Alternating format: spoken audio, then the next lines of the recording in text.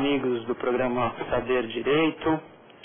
O curso dessa semana ele se refere a questões polêmicas e práticas em matéria de direito tributário.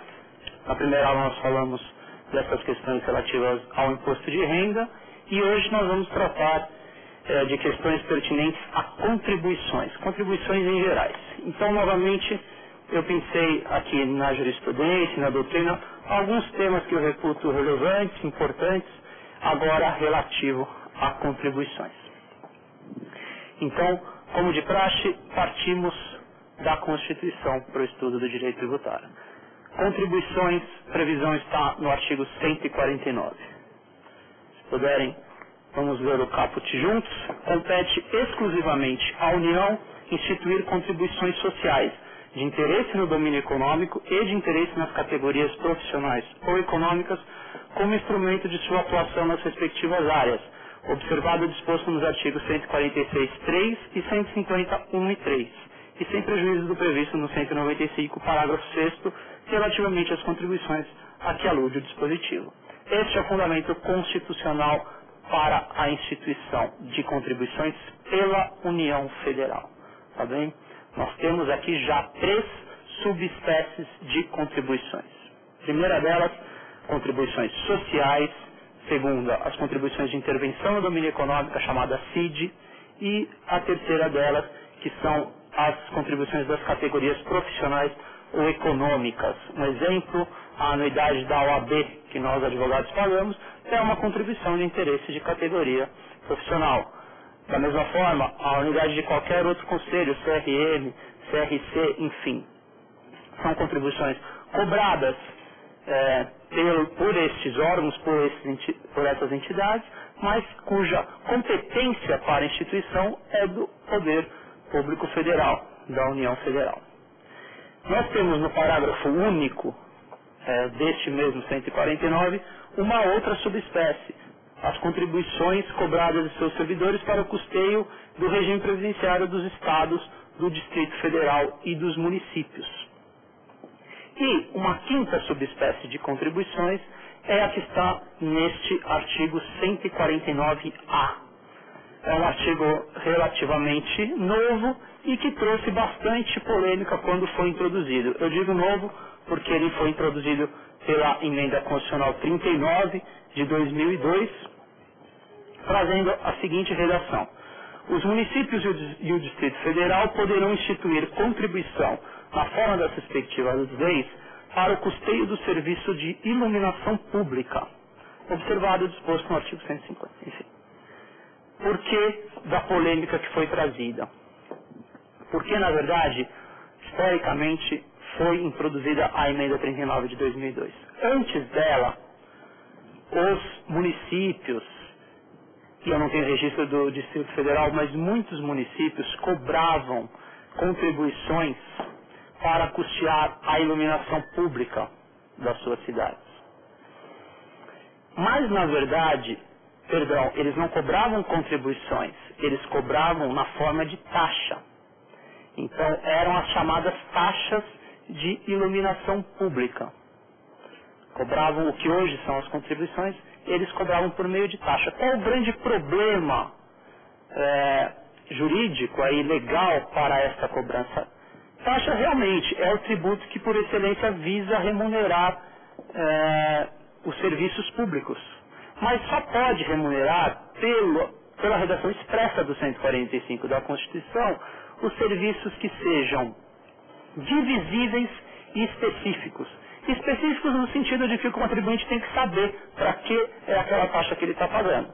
Então, específico era para pagar o serviço de iluminação pública. Mas era divisível? Não era divisível. Não era possível saber o quanto cada contribuinte estava usufruindo daquele serviço. Então, se, por exemplo, eu entro no judiciário com um processo, eu tenho que pagar as custas judiciais, não tenho? Isso é uma taxa, a taxa judicial. Essa taxa é divisível? Ela é divisível, ela é específica para mim, ela é específica para aquele serviço que eu estou usufruindo. E ela é divisível porque ela está remunerando, ou pelo menos visa remunerar exatamente este serviço que eu estou usufruindo. Com a iluminação pública dá para ser feita dessa forma? Dá para saber quanto cada um de nós usa um serviço de iluminação pública? Impossível. Então, essas taxas foram julgadas inconstitucionais pelo nosso judiciário por violação ao 145 da Constituição, porque elas não se referiam a serviços divisíveis. Quando ocorreu esse julgamento pelo Supremo Tribunal Federal e a questão foi pacificada em sentido contrário aos municípios, politicamente o poder constituinte derivado fez o quê? Ele instituiu a contribuição para custeio de iluminação pública. Soa estranho a todos nós, porque serviço público, via de regra, não é remunerado por contribuições, é remunerado por meio de taxas, ou então que seja remunerado pelo caixa dos municípios, né? O município tem o seu caixa dos impostos para este tipo de serviço. Mas veio por meio de emenda. E uma vez por meio de emenda, hoje, pelo menos, nós não temos registros de emendas que sejam consideradas inconstitucionais. Emendas constitucionais que sejam consideradas inconstitucionais. O Supremo, pelo menos hoje, não aceita esse tipo de alegação. Então, se assume que hoje nós temos uma contribuição prevista na Constituição para a competência dos municípios instituírem contribuições para custear o serviço de iluminação pública. Hoje em dia não há, pelo menos que eu conheça, questionamento sobre a legalidade desta cobrança. Bom, esse era o primeiro ponto, um ponto simples, que era mais para vocês conhecerem a história. É um tributo relativamente novo, criado aí há cerca de 6 anos. Nós vamos partir para contribuições sociais que efetivamente nos dizem respeito, diretamente pesa no bolso de todos nós, que são as contribuições sociais, e vamos começar falando especialmente do PIS e da COFINS. Fundamento constitucional para a cobrança do PIS e da COFINS. Artigo 195, inciso 1º, a linha B da Constituição. Vamos lá. A Seguridade Social será financiada por toda a sociedade, de forma direta e indireta, nos termos da lei, mediante recursos provenientes do orçamento da União, dos Estados, do Distrito Federal, dos municípios e das seguintes contribuições sociais. 1. Do empregador, da empresa e da entidade a ela equiparada, incidente sobre a. folha de salários, B. receita ou faturamento e C. o lucro. O que nós temos aqui no 195? Bom, em princípio, é importante que vocês se recordem. A contribuição, ela é essa espécie tributária que visa justamente destinar uma receita específica para a administração. Ela tem como finalidade custear determinada atividade estatal. Então, a contribuição social é aquela cujas receitas vão para a Seguridade Social. É aquela cujas receitas vão para a Previdência Social. Então, por meio destas contribuições previstas aqui no 195, quais sejam, inciso primeiro, as sobre o lucro, sobre folha de salário, sobre receita ou faturamento, é que se faz parte da arrecadação tributária para o custeio da Previdência Social, do Sistema de Seguridade Social. Temas aí polêmicos e relativos agora sobre PIS e COFINS, que eu trouxe para vocês para nós abordarmos na aula de hoje. Em primeiro lugar, questão da não cumulatividade. Hoje em dia, PIS e COFINS também podem ser tributos não cumulativos. O que significa serem tributos não cumulativos? Numa operação em cadeia, em que, por exemplo, o fabricante vende uma matéria-prima para um comerciante, este comerciante de atacado, por exemplo, revende para o vendedor do varejo e este varejista vende para o consumidor final. Isso é uma operação em cadeia, uma operação comercial em que vai haver tributação em todas as etapas, né? E sempre que houver, no caso do PIS e da COFINS, faturamento, o fabricante emite uma nota, emite uma fatura lá na primeira operação, emite. Quando ele vende para o revendedor, ele emite. Esse revendedor fatura também, o varejista fatura. Então, em cada uma dessas etapas está havendo faturamento, em cada uma dessas etapas, há incidência do PIS e da COFINS, que eles incidem sobre o faturamento. O que faz a não cumulatividade? Não cumulatividade que para o PIS e para a COFINS é nova, tá? Elas foram trazidas pela Lei 10.637 de 2002, no caso do PIS, e pela Lei 10.833 de 2003, no caso da COFINS. Até então, esses tributos não eram sujeitos à não cumulatividade, o que significa dizer que eles incidiam em cada uma dessas etapas sem direito a nenhuma forma de creditamento. O que a não cumulatividade faz é justamente permitir um creditamento nessas operações em cadeia para que eu não pague, para que cada um dessa cadeia não pague 100% do valor dos tributos devidos, no caso dos tributos não cumulativos.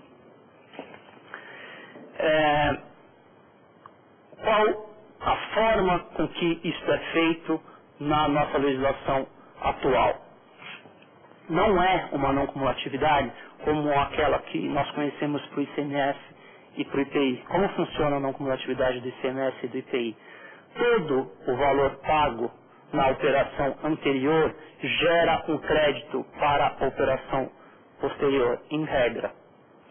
Esse é o conceito da não cumulatividade. Nós vamos ter na próxima aula uma aula apenas sobre ICMS. E eu vou trazer para vocês no detalhe como funciona essa não cumulatividade originária aí da Constituição, que é a do ICMS. A não cumulatividade do PIS e da COFINS, elas são diferentes. Ela é diferente. Ela não gera um direito ao crédito sobre qualquer entrada posterior, sobre qualquer etapa anterior da cadeia em relação a uma venda posterior. A lei nos traz algumas entradas, tá, que representam crédito para a etapa seguinte. Então, eu vou ler para vocês primeiro o rol desses créditos. Ao todo são 9 espécies de créditos, vocês vão entender que tipo de crédito que uma pessoa jurídica pode se valer quando ela vai calcular o seu PIS e COFINS pela sistemática da não cumulatividade. Tá? São eles: créditos relativos a bens adquiridos para revenda. Então, no exemplo que eu dei para vocês, aquele revendedor que comprou do fabricante e está vendendo para o varejista, esses bens que ele comprou, o PIS e a COFINS que foram pagos, geram direito a crédito para ele. Bens e serviços utilizados como insumo na prestação de serviços e na produção ou fabricação de bens. Vou discutir pontualmente a questão dos insumos, que é um pouquinho mais complicada depois. Aluguéis de prédios, máquinas e equipamentos pagos à pessoa jurídica utilizados nas atividades da empresa. Então, se uma empresa paga aluguel para o imóvel que ela está utilizando na atividade comercial, ou se ela paga aluguel de um equipamento que ela usa na sua produção, então também esses valores geram crédito para o PIS e para a COFINS.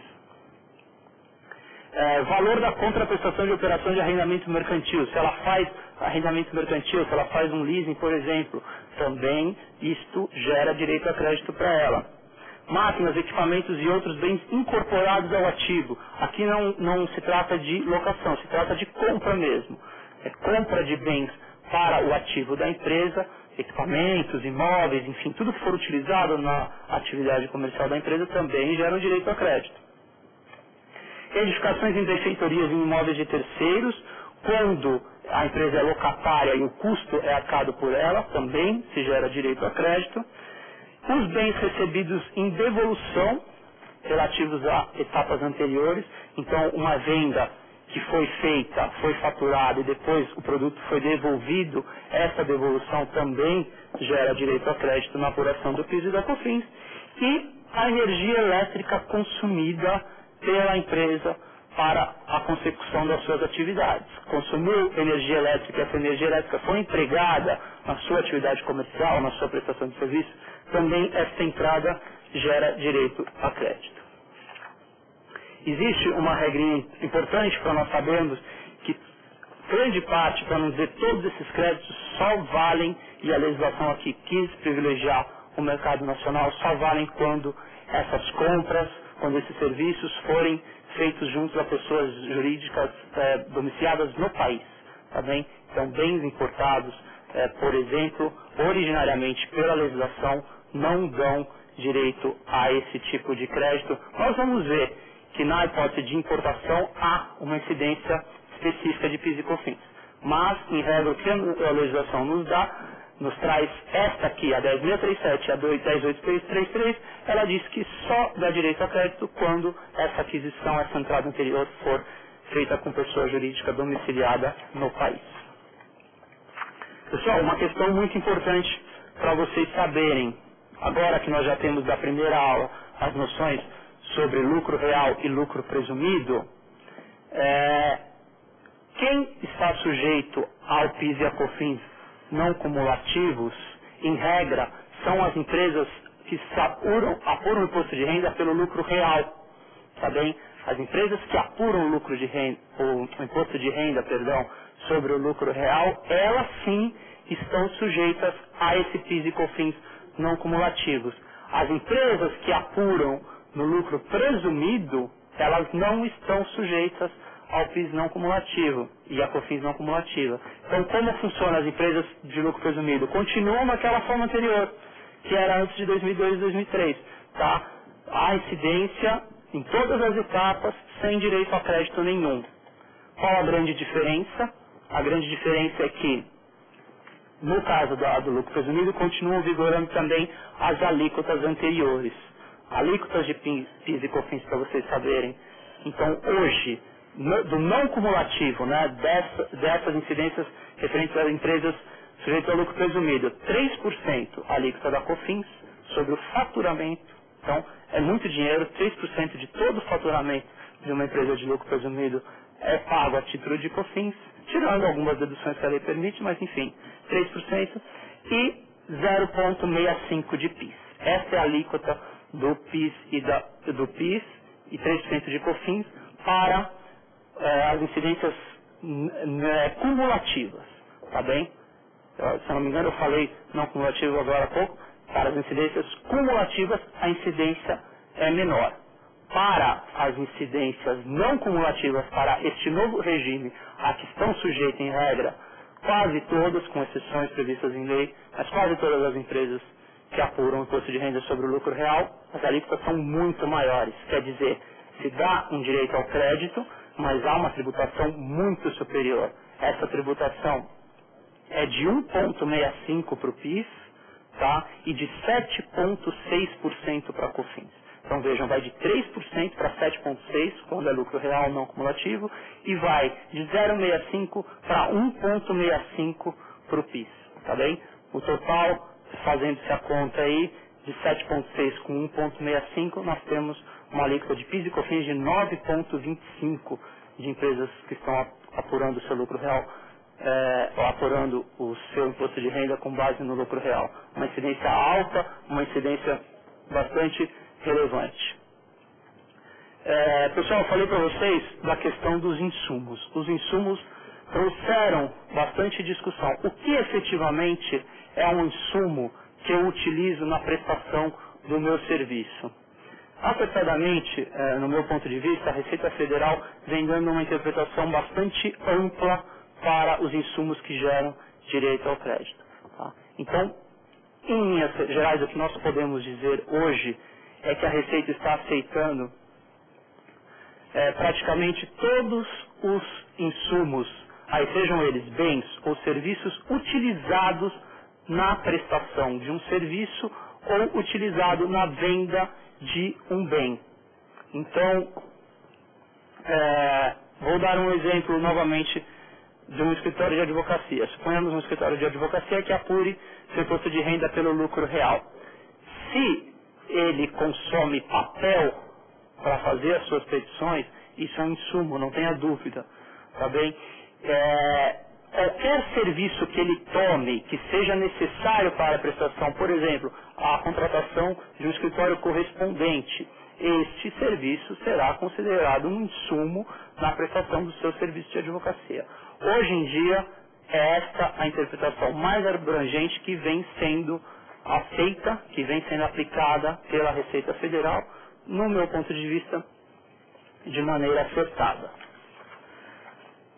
Pessoal, alguma dúvida? Meu nome é Mônica. Pode falar, Mônica. A pergunta é sobre o creditamento, né? Quando existe uma cadeia de empresas onde são intercaladas por empresas de lucro real e lucro presumido, a empresa de lucro presumido, ela não sai prejudicada quando a anterior é uma de lucro Real.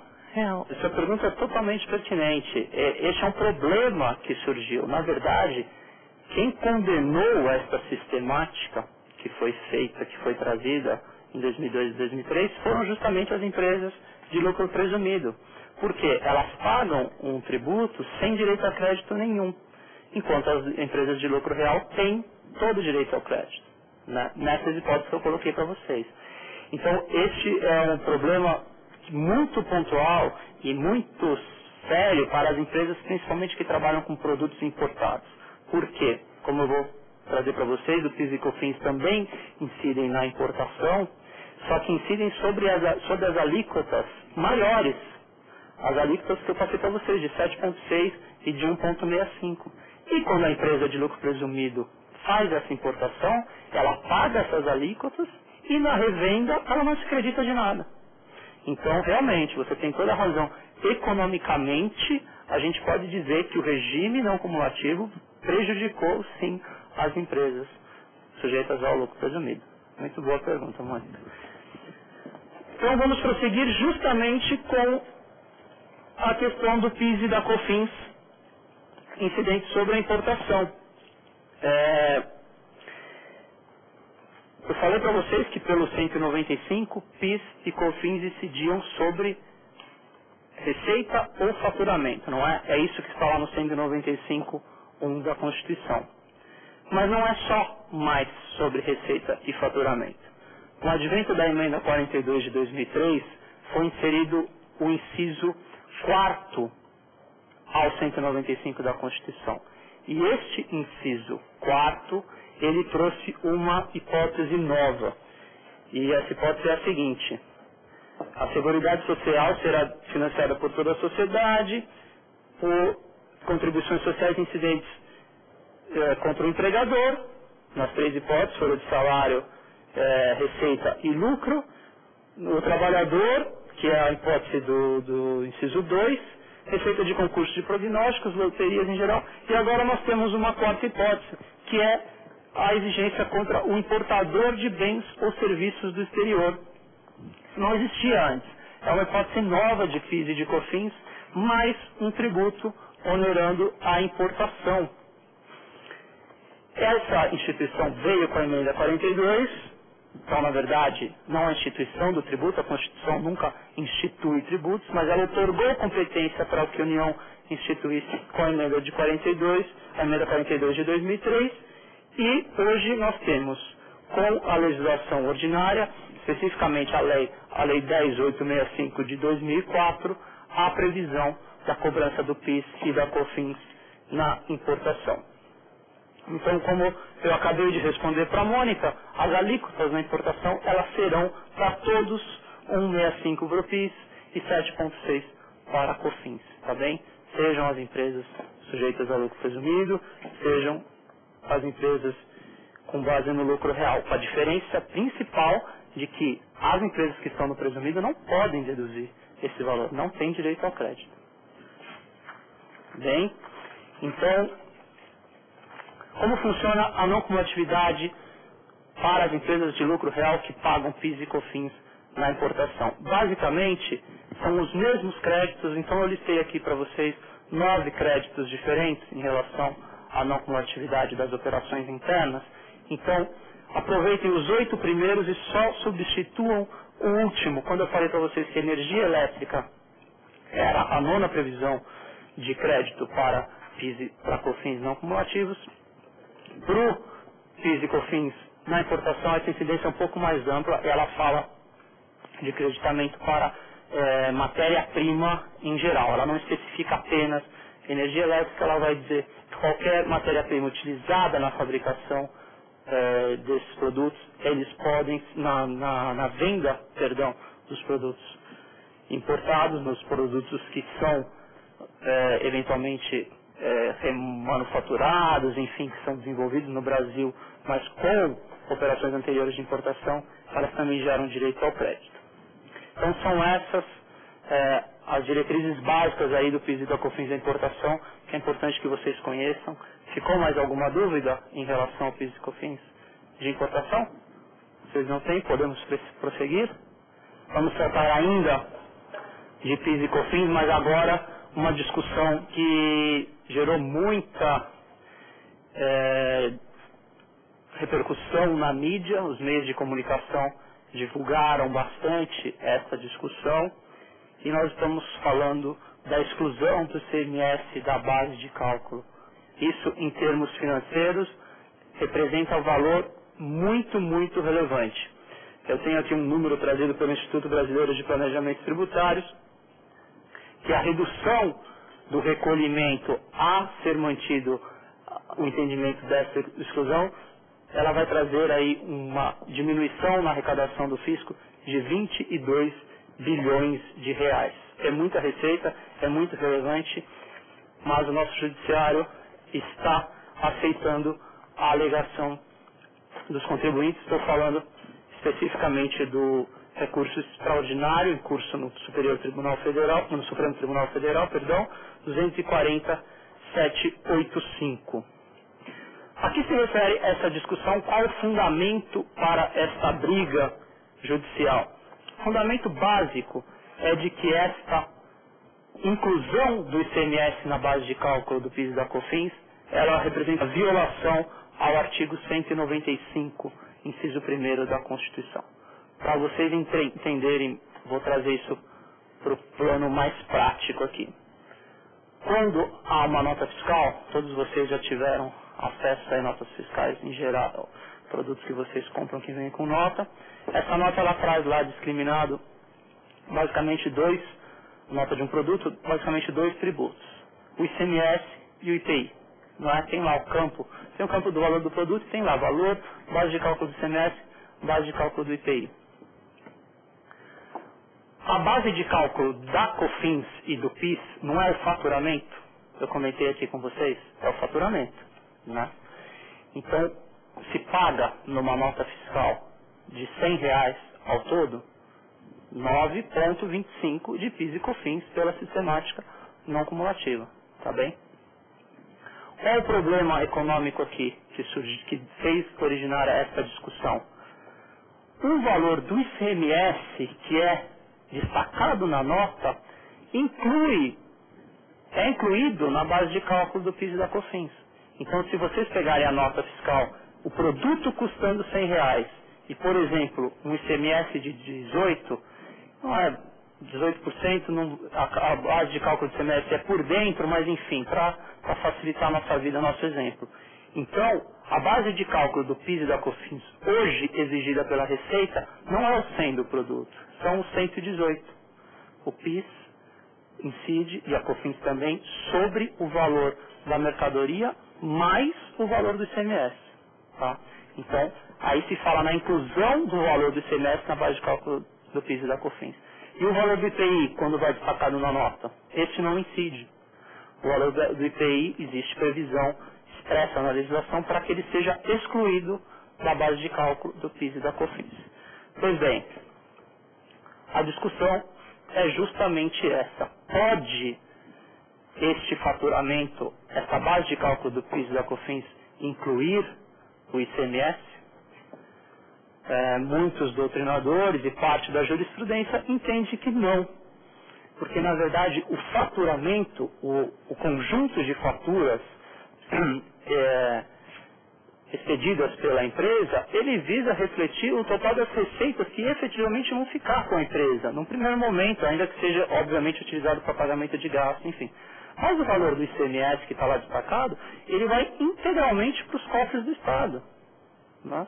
Então, se está destacando ali que aquela empresa, eu comprei uma televisão numa loja, ela está dizendo que daqueles R$2.000 daquela TV, 18% são de ICMS, isso significa que ela vai pagar 18% com o dinheiro que eu pagar para ela vai pagar para o fisco estadual. Isso não é receita, isso não é faturamento dela. Diz parte da doutrina dessa forma, entende dessa forma.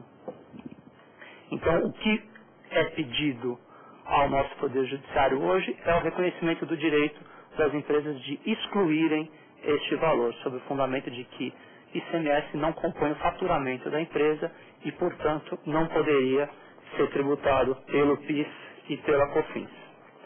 Eu encontrei inclusive um argumento prático, retórico, mas interessante. Na sistemática não cumulativa, a Receita Federal, e isso tem resposta de consulta, eu posso mencionar para vocês aqui a solução de consulta da Receita número 17 de 2004, a Receita Federal não admite a inclusão do ICMS na base de cálculo do crédito na sistemática não cumulativa. Então, quando eu vou calcular o meu crédito de PIS e COFINS em relação a uma compra que a minha empresa fez, eu tenho que excluir o valor do ICMS. Isso diminui o meu crédito. Porque como funciona o creditamento? Eu calculo 9,25 sobre o valor da compra que eu fiz. Mas eu calcularia sobre o valor total da nota, inclusive do ICMS. Porque se é assim na saída, o justo, o razoável seria que fosse assim na entrada. Mas existe entendimento da Receita no sentido de que não. De que se deve retirar o ICMS da base de cálculo do PIS e da COFINS com relação ao crédito. Então, mais um argumento aí para quem sustenta a necessidade de exclusão é que a própria Receita entende no cálculo do crédito que o ICMS não deve fazer parte do faturamento.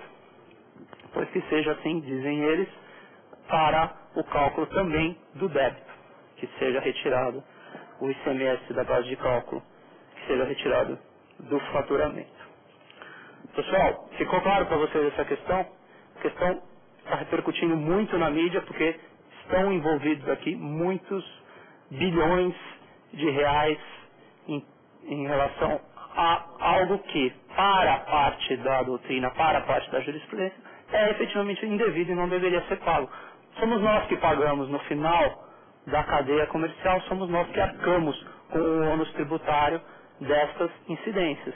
Então, é importante nós sabermos que, vencida esta briga judicial, está se falando em diminuição do tributo que nós arcamos ao final. Se este ganho vai ou não ser repassado para os contribuintes, para nós, né, na verdade, os contribuintes de fato, mas nós que estamos na ponta da cadeia, isso é uma outra questão. O importante é saber se realmente deve ou não haver esta exclusão. Bom, um outro tema que eu trouxe para vocês, relativo ainda, agora apenas a COFINS, não mais ao PIS, mas que também teve muita repercussão. Muitos de vocês devem ter ouvido falar, médicos, dentistas, advogados, engenheiros revoltados aí com a cobrança da COFINS. O que aconteceu em termos práticos? Houve uma isenção da COFINS trazida por uma lei ordinária, a Lei 9.430 de 96, no seu artigo 56, isentou estas sociedades de profissão regulamentada. Então são essas que eu trouxe para vocês e muitas outras, tá?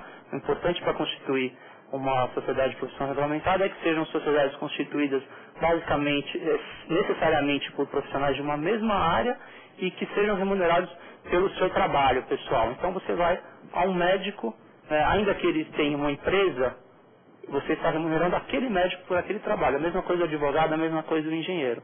Então o fim primordial de uma sociedade de profissionais não é a atividade empresarial, é a atividade pessoal do trabalho. Então existe essa característica própria que foi eleita lá pelo legislador ordinário como, foi eleita pelo legislador complementar na Lei 7091 como isentiva. A condição de sociedade de profissionais faria com que essa empresa não estivesse sujeita a COFINS. Isso estava previsto na Lei Complementar 70 de 91. Veio, então, a Lei 9430 de 56 e revogou esta isenção. Revogada a isenção, as sociedades passariam, então, a estar sujeitas a COFINS. Qual foi a briga judicial que se derivou desta revogação? A briga foi a seguinte: a isenção era prevista por lei complementar. A revogação veio por uma lei ordinária. Poderia haver este tipo de revogação desta forma? A questão chegou primeiro ao STJ e o STJ decidiu pacificamente que não, que essa isenção não teria sido revogada, porque não poderia uma lei ordinária revogar uma isenção prevista por uma lei complementar.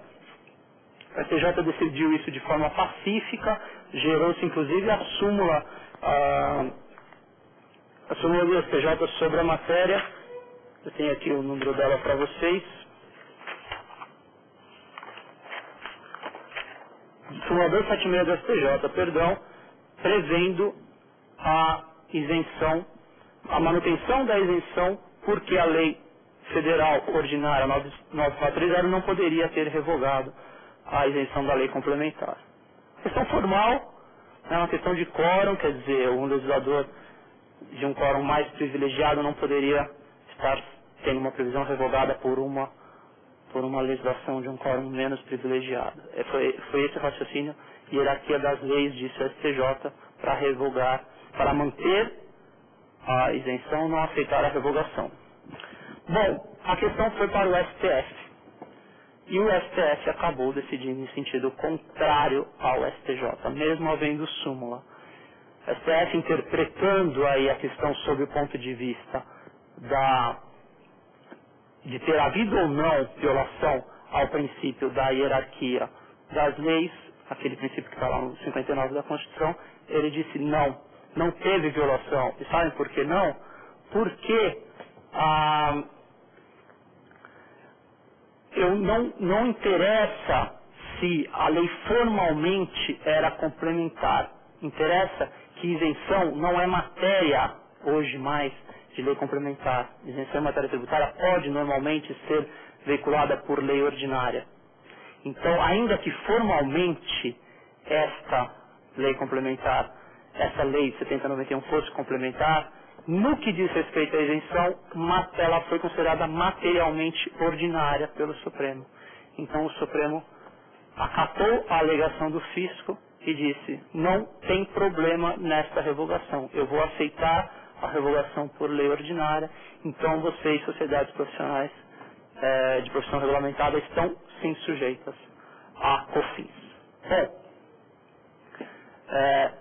o grande receio diz respeito àquelas empresas que entraram com ações para discutir, não pagam COFINS há muito tempo por conta daquele entendimento do STJ e agora estão diante de uma nova decisão, e agora do STF, dizendo que elas deveriam ter pago, com o fisco inclusive ameaçando a propositura de ações rescisórias. É provável que isso seja objeto de regulamentação pelo nosso legislador, porque o impacto nessas empresas, que normalmente são empresas de não muito grande porte, são sociedades de médicos, são sociedades de advogados, de engenheiros, enfim, vão ter um impacto significativo.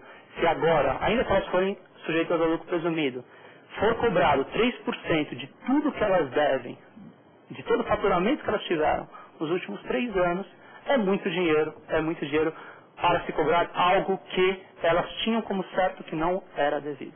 Então, a discussão gira em torno desses números, dessa relevância econômica toda, mas o importante é que o STF decidiu de maneira contrária ao que o STJ já tinha, inclusive, sumulado, e mais relevante ainda, sem nenhuma modulação dos efeitos. Vocês têm ouvido falar agora, e isso é relativamente novo, em modulação dos efeitos da declaração de inconstitucionalidade, não é? O STF agora, com base na lei da DIN e com base na lei da DPF, ele está assumindo a possibilidade de se modular efeitos na declaração da inconstitucionalidade. Ele fez isso, por exemplo, no caso das contribuições previdenciárias. Nós vamos ter uma aula só sobre decadência e prescrição, mas só para vocês saberem, havia um prazo diferenciado para a cobrança de contribuições. O STF disse que esse prazo era inconstitucional, esse prazo diferenciado, mas modulou os efeitos. Ele disse, é inconstitucional daqui para frente. Para trás tudo bem, vamos manter como está, por segurança jurídica, que é o fundamento da modulação dos efeitos. Mas o fato é que, nessa hipótese, houve a modulação, mas nesta daqui, da exclusão do semestre da base de cálculo do PIS e da COFINS, não. Então, como eu disse para vocês, a situação é economicamente relevante para aqueles que deixaram de pagar a COFINS, ainda que com base em decisões transadas em julgado no STJ. Pessoal, ficou claro para vocês?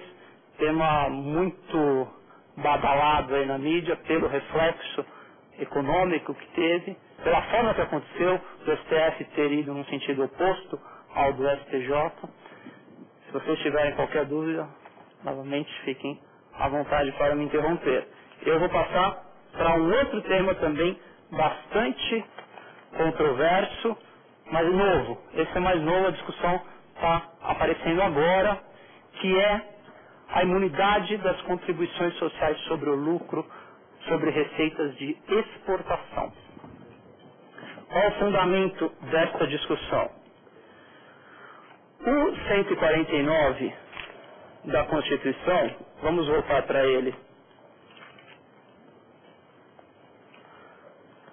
O 149 da Constituição, ele teve um inciso, um parágrafo, na verdade, todo acrescentado pela Emenda Constitucional 33 de 2001. E aí, esse parágrafo segundo diz o seguinte: as contribuições sociais e de intervenção no domínio econômico de que trata o caput é aquele que nós já vimos, não incidirão sobre as receitas decorrentes de exportação. Então, em tese, uma leitura literal aqui desse dispositivo, nenhuma contribuição incide, social e de intervenção no domínio econômico, incide sobre exportação.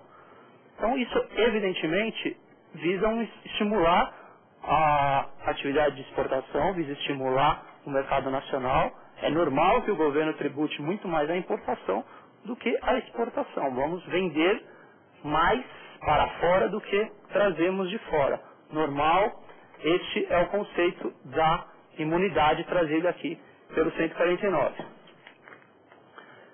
A discussão surge pelo seguinte: PIS e COFINS são contribuições incidentes sobre a receita, incidentes sobre o faturamento. Então, não tem dúvida de que elas estão abrangidas. Há, inclusive, previsão legal, não só na Constituição, mas previsão na legislação infraconstitucional trazendo essas isenções. O que não há na legislação infraconstitucional é a previsão para as contribuições sociais sobre o lucro. Essas contribuições não tem na legislação ordinária e nem na legislação infraconstitucional em geral uma previsão de não incidência, reconhecendo, portanto, essa imunidade. E o fato é que a Receita Federal está interpretando que realmente não tem porque não deveria ter. Porque quando a Constituição falou em receita, ela falou apenas em receita, ela não falou em lucro. E se ela não falou em lucro, então não há que se falar no alcance dessa imunidade para a CSL, que tem como base de cálculo o lucro. O que os contribuintes estão brigando e se insurgindo perante o judiciário é na seguinte hipótese, no seguinte ponto. Ora, se a Constituição falou de imunidade nas receitas de exportação e o lucro é menos do que receita, quer dizer, a base do lucro é a receita, mas há aquelas deduções que eu comentei com vocês para se chegar ao lucro. Então, se ela imunizou receita, por óbvio que o lucro está aí inserido. Então, a base de cálculo da CSL é o lucro. Então, se o PIS e a COFINS que incidem sobre a receita não alcançam a exportação, por decorrência lógica, também a CSL não poderia alcançar. Bom, isso é briga no judiciário, é briga nova. Em parte, a Receita está fazendo uma interpretação literal, de que a Constituição só fala de receita e não de lucro, e tem a interpretação um pouco menos literal, um pouco mais teleológica, um pouco mais lógica, eu diria, dos advogados, de boa parte da doutrina, e também de uma jurisprudência, sobretudo de primeira instância, que está reconhecendo a imunidade também para a CSL. Pessoal, eu estou falando em imunidade para vocês, então vou aproveitar o gancho para fazer uma diferenciação básica que vocês precisam saber. Imunidade e isenção. Qual a diferença básica entre uma e outra? Teoricamente, imunidade você não vê a palavra imunidade no texto constitucional. A palavra imunidade não está lá. Isso é uma criação, não com essa concepção que nós, tributaristas, damos. Imunidade é uma construção jurisprudencial que basicamente significa a delimitação negativa de competência dos entes políticos. Quer dizer, determinados fatos que poderiam ser tributados não podem ser, por privilégio de alguns valores. Então nós vamos ver na aula de amanhã, templos religiosos não são tributários, eles são imunes a tributos, especialmente a impostos, pelo 156b da Constituição.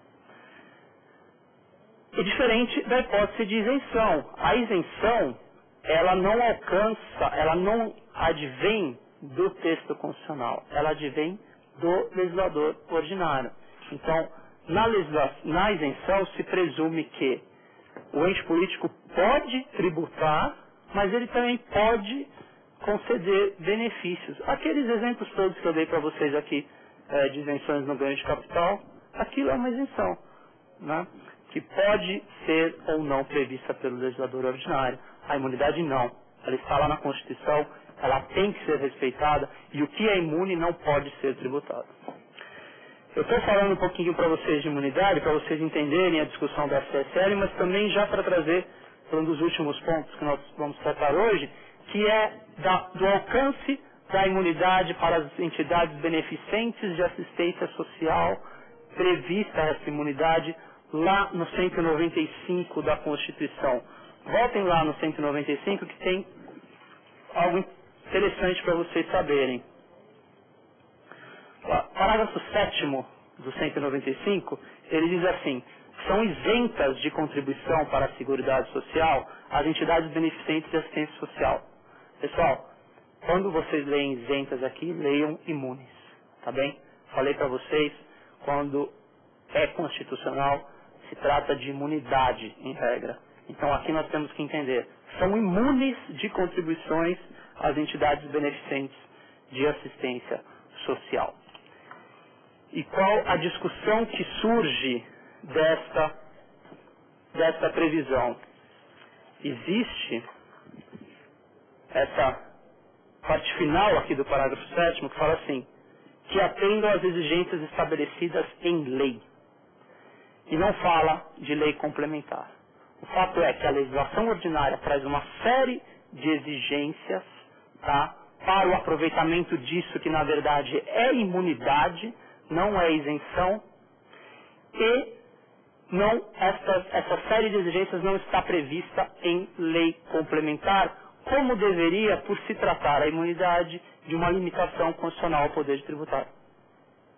Se vocês olharem lá no 146 da Constituição, vocês vão perceber que limitações constitucionais ao poder de tributar, inciso 2º, elas só podem ser previstas por lei complementar, não por lei ordinária. Acontece que existem limitações que não, para a regulamentação desta previsão aqui do parágrafo 7º do 95, que não estão previstas em lei complementar, mas em lei ordinária.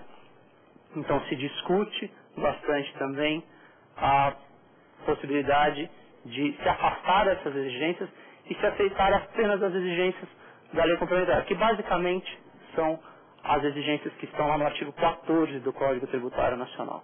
Tá bem? Artigo 14 do Código Tributário Nacional, se vocês tiverem curiosidade, vejam lá, ele traz 3 exigências para que entidades... Ele fala apenas de assistência social, se entende nesta tese de que a assistência ao gênero pode ser entidade beneficente ou não, mas ele fala de, como julgado o artigo 9º, né, de que para fazer jus a essa imunidade, a empresa tem que não distribuir qualquer parcela do seu lucro, ou do seu patrimônio, então, vedada a distribuição de lucro, aplicar os seus recursos integralmente no país e manter a sua escrituração fiscal em ordem. Então, a discussão é esta. Valem só estas hipóteses do CTN ou valem também hipóteses de legislação ordinária? Se discute a questão que não está definida ainda no nosso judiciário. Nós temos uma pergunta da rua em relação às contribuições. Vamos a ela. Meu nome é Moacir, eu gostaria de saber se a minha empresa pode entrar na justiça para pagar menos contribuições. Na verdade, essa pergunta ela faz referência a tudo que nós discutimos aqui hoje. Algumas contribuições podem sim ser questionadas judicialmente pelas razões, pelos motivos que nós discutimos aqui. Tá? Uma que está muito em voga agora é a questão de se excluir da base de cálculo do PIS e da COFINS o ICMS. Isso dá sim uma diminuição de 18% ou 17%, dependendo da alíquota do ICMS. Tá bem? No pagamento das suas contribuições. Outras discussões que antes haviam, como, por exemplo, era o caso das sociedades de profissão regulamentada, hoje são consideradas perdidas pelo nosso judiciário por decisões pacíficas do STF. Então, foram essas, basicamente, as considerações que eu considerei relevantes, interessantes para trazer para vocês em relação às contribuições. Agradeço muito a atenção de todos e gostaria de lembrar que quaisquer dúvidas, quaisquer comentários devem ser encaminhados para o nosso e-mail saberdireito@stf.jus.br. Estejam conosco na aula de amanhã, na terceira aula em que trataremos do ICMS. Muito obrigado a todos aqui e a todos de casa. Até amanhã.